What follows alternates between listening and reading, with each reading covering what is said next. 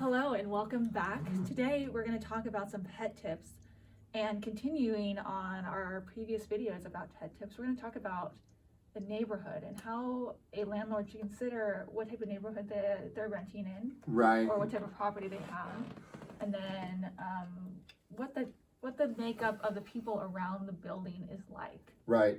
So, and I think there should be a distinction too between like building and house. And so then, if it's single family, then that's probably going to be a lot more conducive to a pet than say an urban dwelling like a 2-unit property or a 4-unit or a 3-unit or something like that. And also, I think you have to consider the density of the neighborhood too.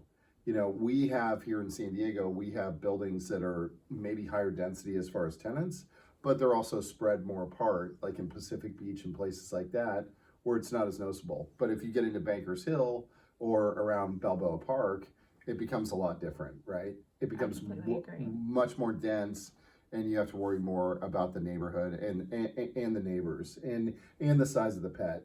Our recommendation is just put a limit on the size of the pet. Right. And make the owner do a pet addendum so you can find out the history of the pet too. Is the dog a barker? Is it little things like that? It's also a good consideration to take in the year of the building, because oftentimes if you think about when the building has been built, you can kind of determine the level of like structural protection against from wall to wall, like what type of insulation is in the walls and how well are the noise of flooring. Ultimately, older buildings are better. Really, it seems that way, right? It does seem that way, and it seems that way because they're typically built. They're built out of plaster in a lot of cases here in California. So the walls are a little bit heavier, but at the end of the day, it really does come down to the pet, right? And how the person takes care of the pet. I think that ultimately always comes down to that. But the other thing is that if you think about certain neighborhoods in San Diego, you mentioned Bankers Hill, renting in a 3 or 4 story building and building in Bankers Hill to a pet owner might be a little bit more challenging than a single family home in Del Mar. Right, exactly. I think the other thing is understanding, what the limitations of the property are too. If you have, again, a property that has multiple units, and you don't have, areas that are totally sectioned off for yard space and things like that, then that's probably going to be a problem as well. You don't know how neighbors are going to respond to, other people's pets, and, do they have allergies? Do they have other issues? So, ideally you'd want to have the outside space be private.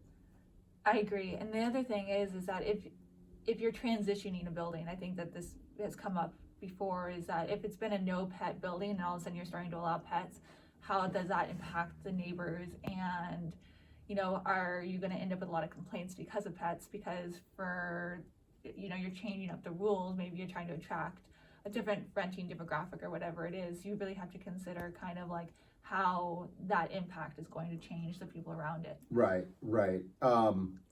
And the first rule of thumb, I think, in the final rule is, make sure that you have a solid agreement with the tenant about the pet, and B, make sure the property works for pets.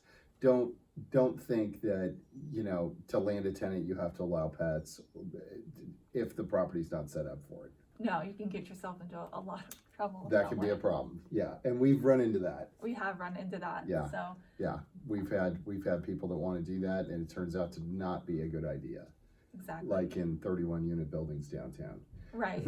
So, if you own a smaller unit building or something, maybe closer to an area near a park or beach, and the neighborhood typically has a lot of pets already in it and is more conducive, maybe you're near a dog park or something, it might be a good consideration to allow pets. Yeah, pets are certainly popular in Southern California, San Diego especially. I think we have one of the most. It's a big dog town. You and I are both dog owners. I think that, pets are great, but just make sure the property's set up for it. All right, thanks so much. Yeah, you bet.